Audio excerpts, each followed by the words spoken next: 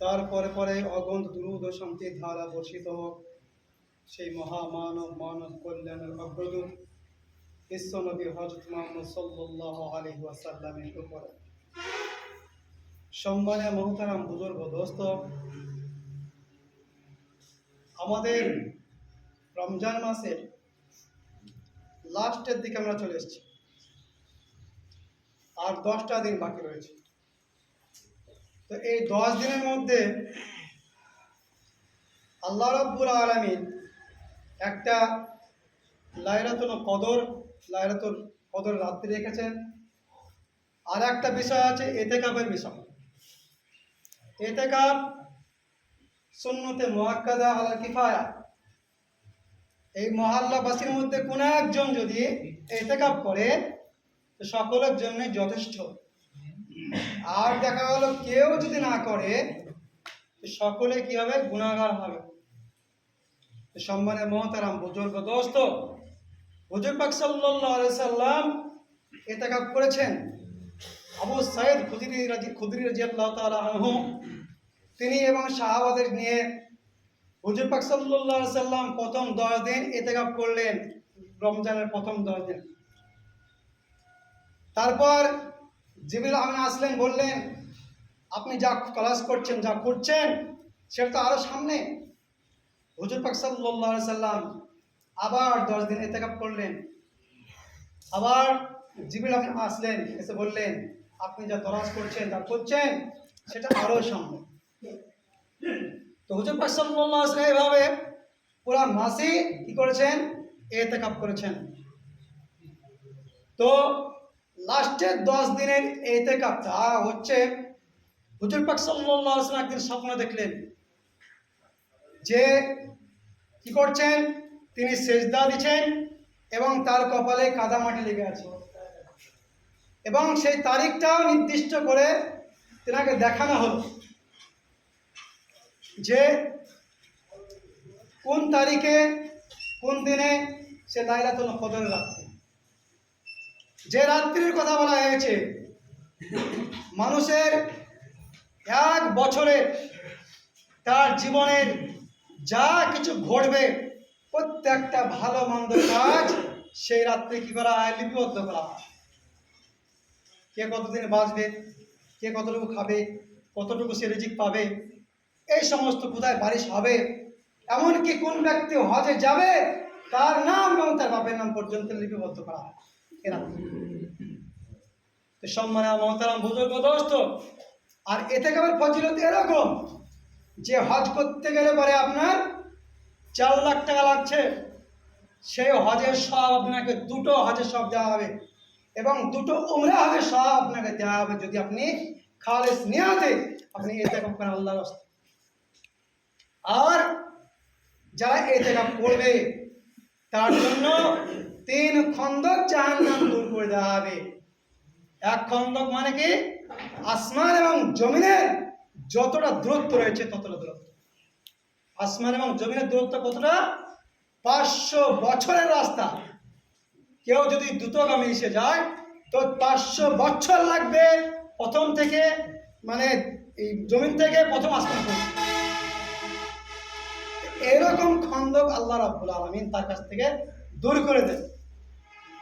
এবং হাদিসে আরো বর্ণিত আছে সারা বিশ্বের যত মুসলমান যে তত নেক আমল করবে, যারা ইতিকাফ করবে তার সেই নেক আমলগুলা যতগুলা করেছে তাদের নেক আমলগুলা পর্যন্ত তাদের সেই আমলগুলা কি করা হয়? লিখে দেওয়া হয়। তাদেরও কমবে না। তাদের নেক আমল যতটা করবে সেই আমলটাও তার আমল নামায় লিখে দেওয়া হবে। যেমন আপনি রোজা করলেন, করালেন, সে রোজা করলে পারে কি আপনার ইফতারি করলো মানে তার রোজা কমে গেল না। তার যে রোজা সেও সব পাবে, আপনি যে রোজা করালেন সে তারও সব আপনি পেয়ে যাচ্ছেন ওরকম ভাবে।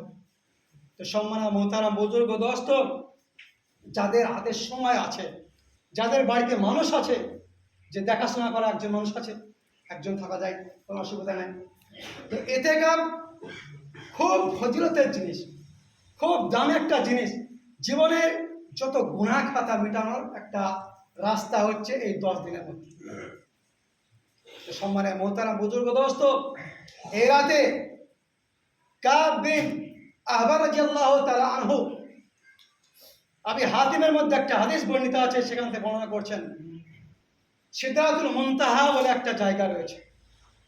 আর সিদরাতুল মুনতাহা একটা গাছ আছে, সেই গাছটা হচ্ছে এত বড়, তার শাখা পোশাখা আল্লাহর আরশ পর্যন্ত, আল্লাহর যে আরশের মানে কুরসি সেই তলা পর্যন্ত তার ডাল শাখা পোশাখা ছড়িয়ে আছে।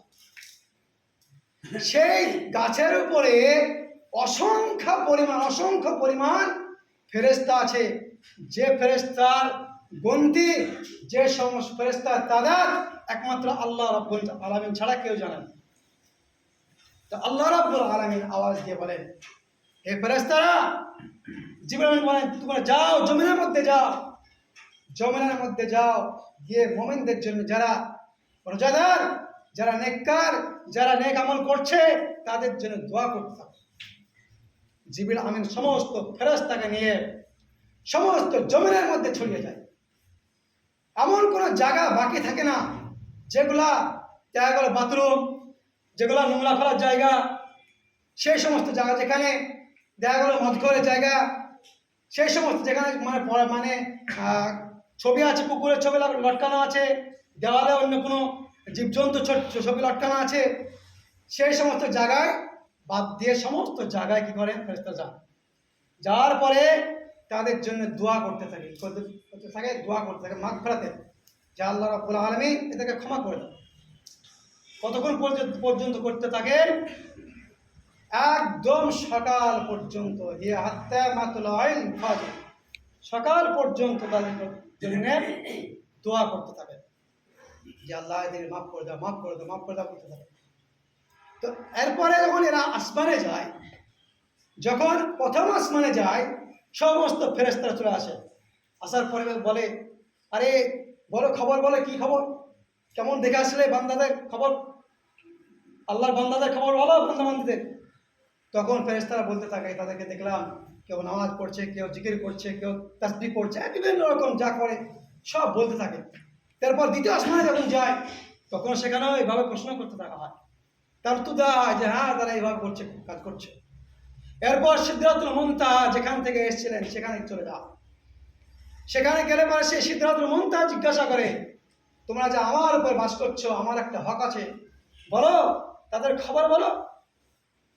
তখন বলতে থাকে তারা নামাজ পড়ছে, রোজা করছে, হজ করছে, এই তাসবিহ পড়ছে। তো এইভাবে তারা বলতে থাকে। এরপর আল্লাহ রাব্বুল আলামিন সিদরাতুল মুনতাহাকে জিজ্ঞাসা করে যে সিদরাতুল মুনতাহা, তোমার কাছে যে ফেরেশতারা বর্ণনা দিল সেই বর্ণনা কি দিল বলো। তখন আল্লাহ রাব্বুল আলামিনের কাছে সেই বর্ণনা কি করেন, দেন। আর যে সমস্ত বান্দারা, আল্লাহর বান্দিরা এবার নিয়ত করে থাকে যে সামনে বছরও আমরা কি করবো, এইভাবেই ইবাদত বন্দেগি করবো, তাদের জন্য দোয়া করতে থাকে। আর কিছু মানুষ আছে যারা এরকম যে গত বছর দেখে গেছিল নামাজ রোজা তারপর তাসবিহ পড়তে, আর এই বছর এসে দেখছে নামাজের মধ্যে নাই, গুমরা হয়ে গেছে, কবর পূজারি হয়ে গেছে, শিরিক করছে। তাদের জন্য কি করেন, হাল ছেড়ে দেন আর বলে দেন আল্লাহ রাব্বুল আলামিন তাদের জন্য বলে, যদি এখনো তারা তওবা করে, এখনো যদি সময় আছে, যদি তওবা করে আমি তাদেরকে ক্ষমা করি।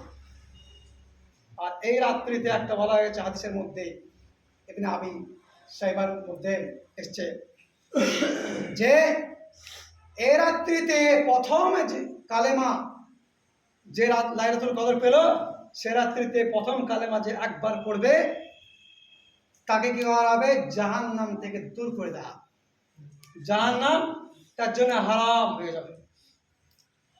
আর তার দ্বিতীয়বার যখন পড়বে তার জন্য জান্নাতের দরজা খুলে দেওয়া হবে। আর তৃতীয়বার যখন পড়বে তখন তার জন্য তাকে কি করা হবে, জান্নাতে প্রবেশ করে দেওয়া হবে। এই রাত্রে এত ফজিলত। তো সম্মানে মোহতারাম বুজুর্গ দোস্ত, এই রাত্রিগুলা পাওয়ার জন্য আমাদেরকে ইতিকাফ করলে পারে সবচাইতে বেশি ভালো। আর এই রাত্রিগুলো সম্বন্ধে বলা হয়েছে কোন কোন রাত্রির মধ্যে খুঁজবেন আপনারা। 21-এ খুঁজবেন, 23-এ, 25-এ, 27-এ আর 29-এ। বেজোড় রাত্রিগুলোতে খোঁজার কথা বলা হয়েছে। আর এই রাত্রিতে যে আপনার লাইলাতুল কদর পেয়ে গেল, সে 83 বছর 4 মাস ইবাদত বন্দেগী করলে যে সওয়াব, সেই সওয়াব তার আমলনামায় লিখে দেয়। বানি ইসরায়েলের জামানায় 4 জন ব্যক্তি ছিল, এমন ব্যক্তি তারা চোখের পলক ফেলা পর্যন্ত আল্লাহর নাফরমানি করেন। তো এই কথা যখন হলো, তো সাহাবারা তাজ্জুব করলেন, অবাক হয়ে গেলেন। তো আল্লাহ রাব্বুল আলামিন সূরা লাইলাতুল কদর নাযিল করলেন তার জন্য। আর সেই 4 ব্যক্তি কারা, তাদের নাম কিতাবের মধ্যে উল্লেখ করা হয়েছে। জাকারিয়া আলাইহিস সালাম, তারপরে আপনার জুলকিফল আলাইহিস সালাম, তারপর ইউসা বিন নূন আলাইহিস সালাম, আর একটা হচ্ছে আর একজন ব্যক্তির নাম আমার মনে আসছে না। 4 জন ব্যক্তির কথা এসছে সে বানি ইসরায়েল জামানা। তো চিন্তা করেন, যারা আল্লাহর ইবাদত বন্দেগী 80 বছর ধরে করেছেন, এক বিন্দু মাত্র আল্লাহর নাফরমানি করেননি, এই সমস্ত ব্যক্তির চাইতে আল্লাহ রাব্বুল আলামিন এক রাত্রের সওয়াব বেশি রেখেছেন এই আমাদের জন্য, হুজুর সাল্লাল্লাহু আলাইহি ওয়াসাল্লামের উম্মতের জন্য। এই জন্য আমাদের যাদের সময় আছে হাতে, যাদের বাড়িতে দেখা গেল 2টো মানুষ, একজন দোকান চালাচ্ছে, একজন থাকতে পারে, যাদের দেখা গেল মাঠে কাজকর্ম, যারা ব্যস্ত, যারা একজন দেখাশোনার লোক আছে, একজন থাকতে পারে। তো থাকতে গেলে কি করতে হবে, আজকে মনে হয় 20 রাত্রি পড়ছে নাকি, তাহলে আজকে থাকতে হলে আপনাকে মাগরিবের পর থেকে ঢুকতে হবে। কেন, আরবি তারিখ শুরু হয়, মাগরিব শুরু হয়ে গেল মানে আরবি তারিখ শুরু হয়ে গেল। মাগরিব শুরু মানে কি, আরবি তারিখ শুরু। সেই জন্যে মাগরিবের পর মানে ইফতারি আপনাকে মসজিদে খুলতে হবে। এই জন্য আমরা ইতিকাফ থাকার চেষ্টা করব। ওয়া আখির দাওয়ানা আলহামদুলিল্লাহি রাব্বিল আলামিন।